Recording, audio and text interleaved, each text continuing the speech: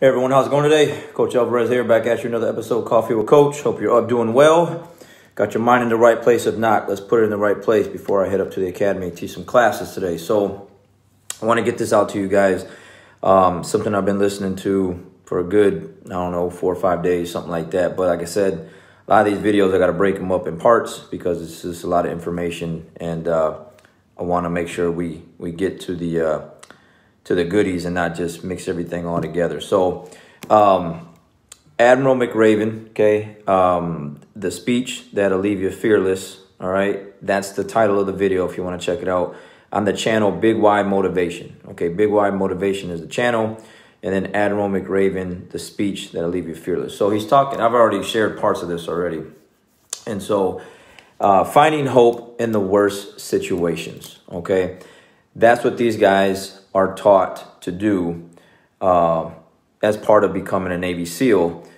Is they're put through all these horrific training operations to test their mental fortitude, and in this process you got to find like the smallest, grab on and hold on to the smallest hope that you can to get through it, right? So he tells this story when he's in SEAL training, and they have the Hell Week, okay? If you don't know what Hell Week is, you can YouTube it and you can check it out. But he said in the 8th or 9th week of Hell Week, they haven't slept, and he said about 6 days. So no sleep. They're going through all this training.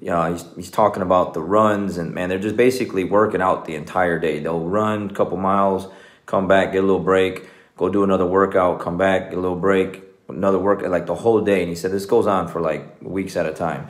So anyways, as part of this Hell Week, they're in the mud flats where it's 3 or 4 feet deep of mud. So it's cold, it's wet, it's miserable, and they're in this mud. And he said there's about 55 trainees that are locked arms together for like solidarity. And one of the instructors comes over, and he said he's obviously on the dry side, and he's looking down at these guys, and he's basically just playing mind games. He's just saying, hey, you guys okay? How you guys doing in there? And you guys look like you're having a little rough time. And he goes, we got some fire, we got a fire going, we got coffee, we even got some hot chocolate for those that like the sweet stuff. And he goes, if 5 of you quit.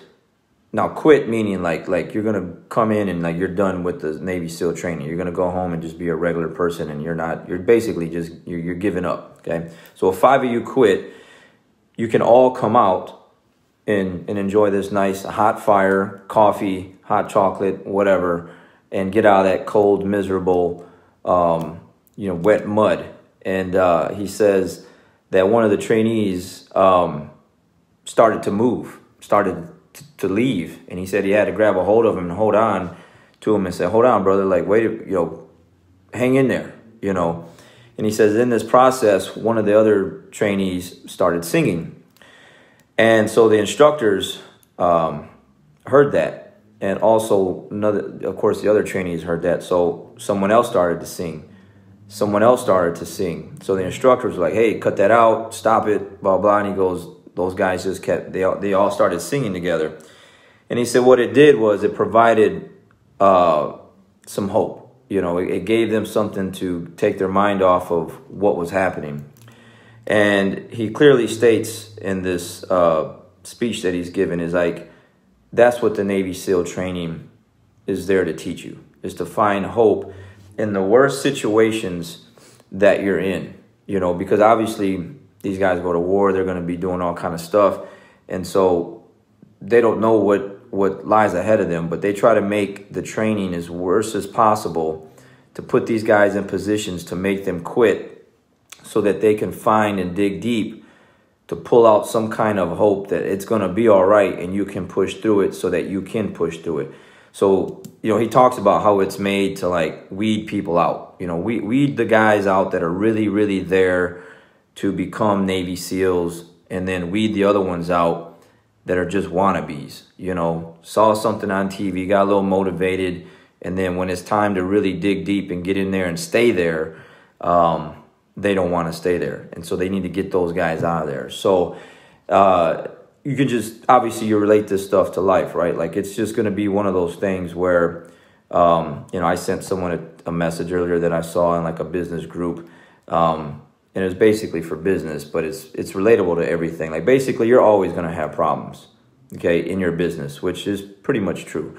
There's always going to be something. There's always going to be some type of fight, crappy situation that you're in, like these mud flats, cold, wet, miserable. It sucks. You're in it, and you got to find some kind of hope, either within yourself or from some other source to help you push through it, to help you get to the other side of that. And so walking my dogs today and going through the things that I'm going through, it's just something that I can relate to everything and to other people, because obviously I talk to so many people and people just, you know, naturally just tell me the things that they're going through, and it sucks. You know, it's like, man, a lot of these things I'm like, you know, sometimes I think I got it hard, but then I was like, I would not want to be in that person's situation. And so it's finding some kind of light somewhere to keep you going. And I'll leave it with this other video that I found with Admiral McRaven speaking to some doctors. And he clearly states, he goes, I'm not a doctor. His mom did want him to go to become a doctor, but he became a Navy SEAL instead. But in his time as a Navy SEAL, he saw a lot of people die. Okay, a lot of people go through all kind of things that they were, you know, amputees, shot up, this, that, whatever.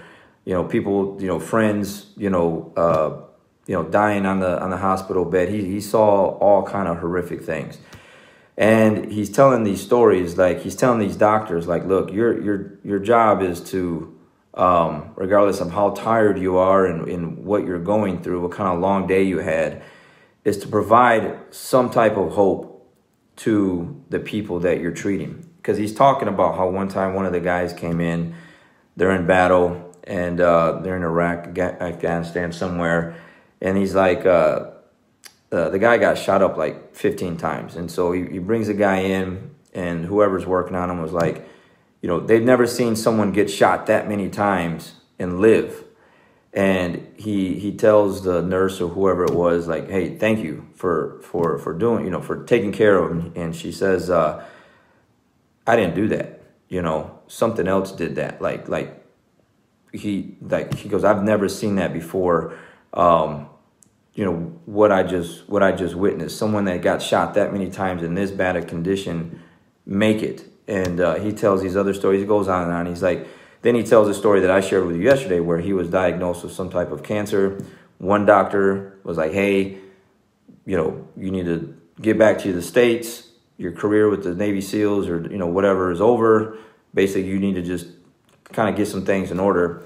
And then when he comes back to the States, he sees a different doctor, and this doctor gives him a different diagnosis and tells him, hey, you're good. You can go back to Afghanistan or wherever he was at, Iraq, and, you know, and you're going to be all right as long as you don't get shot. It's like a joke, right? And, you know, he goes, that doctor provided me with, you know, a different sense of hope. One doctor just made it really doom and gloom, and it's over, pack your bags, it's going to be done with, get some things in order. And the other one was like, hey, you're going to be all right. You know what I mean? So, and he went on, and I think he did like another 5 years or so in the military, and then finished out his career. So, good stuff.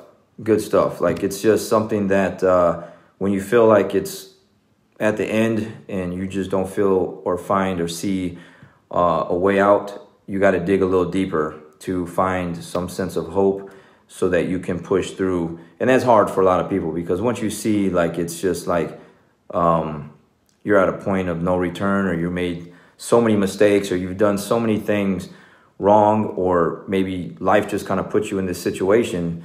You got to be like these Navy SEAL guys, man, and just find some type of hope to push through and keep going, because that's what life is really trying to do, right? Is just weed us all out in some sense or another, where it's like, you know, who's going to be the, you know, the phrase, the cliche, you know, only the strongest survive.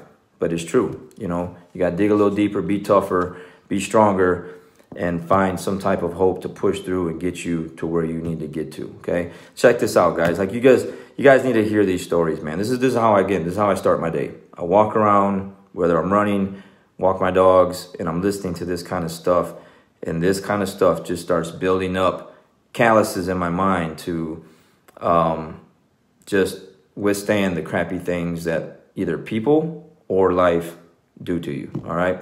Admiral McRaven, the speech that'll leave you fearless. Big Y motivation. Check it out. Good stuff. All right, guys. Have a great day. Catch you on the next one. We'll see you.